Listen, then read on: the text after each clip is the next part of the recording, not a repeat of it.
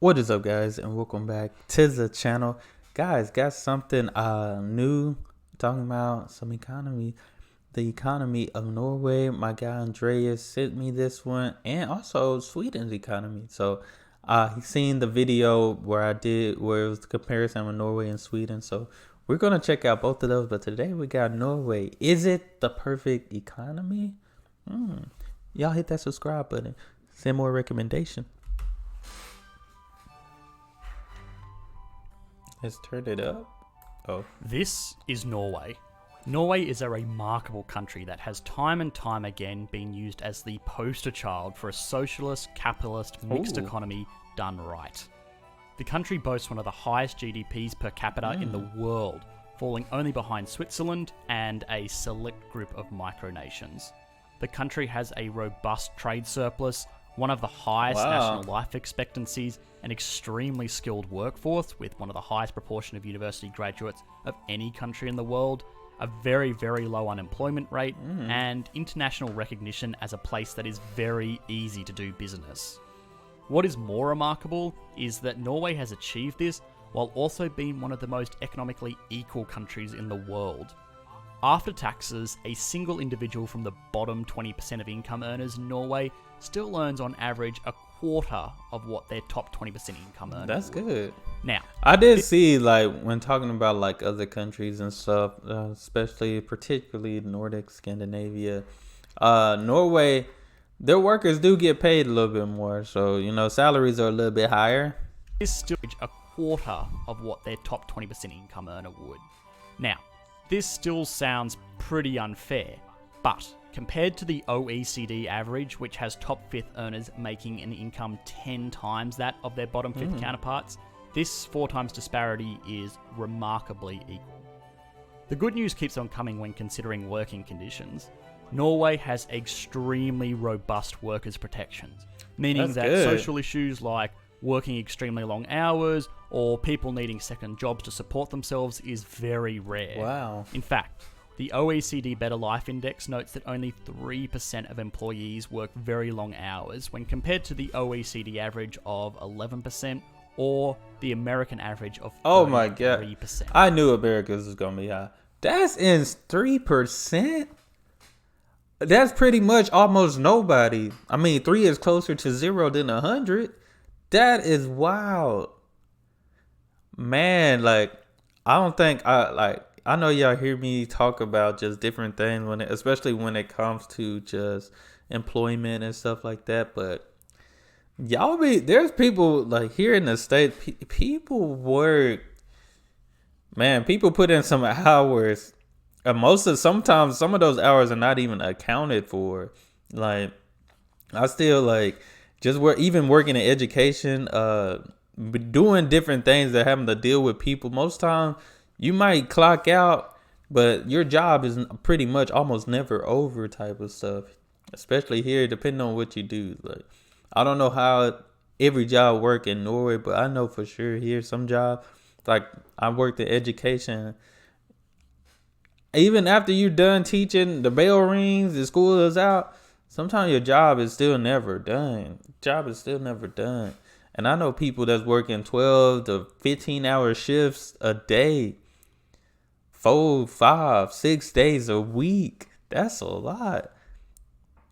And you tell me they make more money and don't. Come on now. Sorry, I had a rant. To the citizens of Norway being some of the happiest in the world, despite their country looking like this for half the year. Ooh, I don't know about that. So, what is their secret? Norway, by all standards, should be the model that most citizens would want to replicate in their own countries. So, why haven't other countries adopted similar economic policies to those in Norway? Is this country just a lucky outlier, or could this success be replicated in other economies around the world? Well, the truth is that Norway wasn't always this prosperous. This is Norway in the 1960s. It was an economy mainly based on fishing, with a GDP similar in size to underdeveloped countries like Bangladesh or Nigeria. Now, in fairness, Norway's population was and still is far smaller than these other countries, and the average Norwegian back then had a quality of life similar to their European neighbours in Spain or Greece. But Norway in the 1960s was still a far cry from the economic powerhouse it is today. This all started to change though in May of 1963, when the Norwegian government asserted sovereign rights over natural resources in this area of the North Sea. This was basically the government saying that this ocean here, this is ours now. Oh, if we happen to find any oil here, It's ours. that's too. ours too. Now, fortunately, Norway was a member of NATO, and so it did not get the freedom treatment that other countries did when they tried out this nationalising business in the 1960s. But 6 years later, in 1969, a ship called the Ocean Viking struck oil in the North Sea. And from that, oil production in the region exploded. Wow. Because they found a lot of oil. Like a lot. Like 1.6 million barrels a day a lot. That's a lot. They struck gold, or technically struck oil, but that's a lot. Especially seeing now just what the oil and gas industry is. What are the odds? What are the odds? Just saying, this is ours. We're gonna take this, and boom, your country changes forever. Especially when it comes to money. Like a lot. Like 1.6 million barrels a day. That a is lot. insane. This meant that in the mid-1970s, Norway produced more oil per capita than any other country in the world. And even today, it is only beaten out by Kuwait, the United Arab Emirates, and Saudi Arabia. Wow. Now, I know what you are thinking, and no. This is not a story about another country that just got rich off oil and now everybody in the country is living like a freshly signed NFL player. It is actually the opposite. Rather than getting drunk off the oil wealth they had discovered, the Norwegian government was very prudent with the revenue from these finite resources. The oil boom caused Norway's GDP to grow over 5 times in the 1970s, growing from $12 billion to $65 billion in this period. Oh my gosh. But this newfound wealth was not being generated through private companies like Shell, Exxon or BP, but rather a publicly run and owned company called Statoil. This meant that the profits from oil and natural gas sales were not going to fill the pockets of private shareholders, but rather directly to the government. This made the Norwegian government very, very rich. Made them rich. That's smart on the government's end, though, because, man. This made the Norwegian government very, very rich, meaning that if they wanted to, they could have easily gone on a public spending spree building fancy cities and public infrastructure while also reducing taxes, just like many other countries have done in a similar position. This kind of approach would have been very popular amongst citizens because short term, it meant less taxes and a boost to quality of life. But they didn't. And today, income and business taxes in Norway are still among some of the highest in the world. I ain't gonna lie, I think that's interesting considering the fact of the money that they have gained from oil. But I'm finna let them finish. But that's interesting that everything is still high, especially from this major hit they got. Taxes in Norway are still among some of the highest in the world. Fortunately for Norway, the government had the foresight to realise that oil wealth was not forever, and that the citizens of Norway would not be satisfied if they had to go back to fishing in a generation's time. So, the government invested the money into a piggy bank. A very large piggy bank called a sovereign wealth fund. In fact, this is the largest sovereign wealth fund in the world, beating out China's State Investment Corporation, which is remarkable considering that China has a population 270 times larger than Norway's. I ain't gonna lie. All right, now it's making sense. Because sometimes people can think, oh, I got money now, it's never gonna run out. I think that was smart. I think it's smart now with even though the taxes and everything's still high, it is still kind of smart considering the fact that you're thinking long term and not short term on the fact of the money that you have. Because I mean, like he mentioned about an NFL player, can make some great money. Then by the end of his career, can have no money, you know. And when we talk NFL, this is like a 6 to 8 year career. It's not even like 20 years. It's not 10, 15. Like most guys don't even last that long, you know, unless you're Tom Brady. But like we talking maybe average 6 to 8, maybe 10 years. It got to be under 10 years. Like that's how long. And dudes don't have money left. There's no money left. So I think it could be. Y'all let me know your thoughts for my peoples out there that are Norwegian. Let me know. This is a fund that belongs to the people of Norway. The rationale is that this oil and these natural resources were originally the property of the Norwegian people, and so it is they who should receive the revenue from the sale of those resources. This means that every man, woman, and child who is a citizen of Norway essentially has around $200,000 invested into what is a giant hedge fund. Now, this money is unfortunately not accessible by these citizens to spend on gold-plated Lamborghinis or super yachts. The money itself is actually not even accessible to the Norwegian government. In fact, only the profit generated from these investments is used to fund things like education, which helps to explain the very skilled workforce, a very strong welfare system, public infrastructure, and of course, reinvestment into the fund itself. In 2017, the fund made an incredible $131 billion from its investments. Yes. Now, this fund is a very diverse portfolio of stocks, bonds, cash, commodities, but what it does invest in is not nearly as interesting as what it does not invest in. The Norwegian government set up an ethical council that oversees investing decisions of all of the fund, and it has excluded investing in things like weapons manufacturers, tobacco companies, and companies that have caused severe environmental damage, or companies that have breached workers' rights and labor laws. That's a good thing.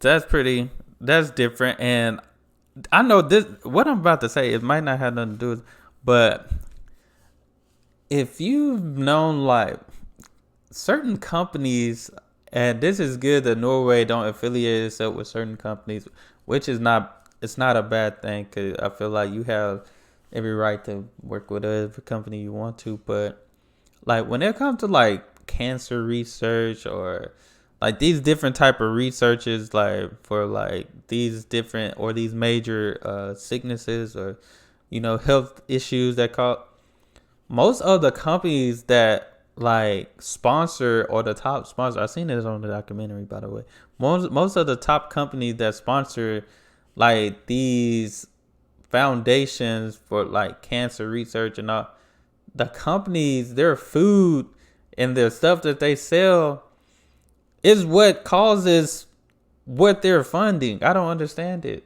Like I need to find a movie on Netflix. I forgot what it's called, but I thought it was crazy that like the top sponsor, or the top top sponsor for cancer research is a food or a company that produces stuff that could give you cancer. It makes no sense. In an effort to diversify where they get their money from, the fund is also forbidden to invest in fossil energy companies. Perhaps most interesting of all is that there is one country on the planet that is expressly forbidden to invest. And you could probably hazard a guess as to what that is. Yeah, that's right. It's good old Norway. Oh, this means that all of the investments of this fund are actually in foreign companies, securities, and commodities. Now, despite the massive political power that gives Norway to influence foreign companies, it also means that the fund's performance is independent of the Norwegian economy. Now, this fund was a fantastic piece of forethought by the Norwegian government, and practically means that Norway is now the national equivalent of the guy that wins the lottery, keeps his day job, and invests his money into a stock portfolio. It certainly is not as cool, and it does not get as much attention as blowing it all on bombastic displays of wealth, but it does mean that they will be safe and secure for generations to come. That is true. To finish it up, it is only fair. Imagine winning the lottery and going back to work like you ain't won nothing. I always say I wouldn't. I said if I ever won the lottery, I definitely wouldn't go back to work. I would move immediately because I did not need people to know I had this money. and secure for generations to come. To finish it up, it is only fair to look at some of the economic issues that are present in Norway. First and foremost is that it still has an incredibly high cost of living compared to wages. Given the very high taxes, the average Norwegian worker is bringing home about $3,200 a month. That's not bad. Now, this is far higher than the US average of $2,730 per month, but it does not go nearly as far because Norway is an expensive place. A mid-range restaurant meal in America tends to run about $50 for 2 people without drinks. In Norway, expect to be paying about $92. Oh my god, with no drink? Utility bill. $92 with no drink? Not even some water?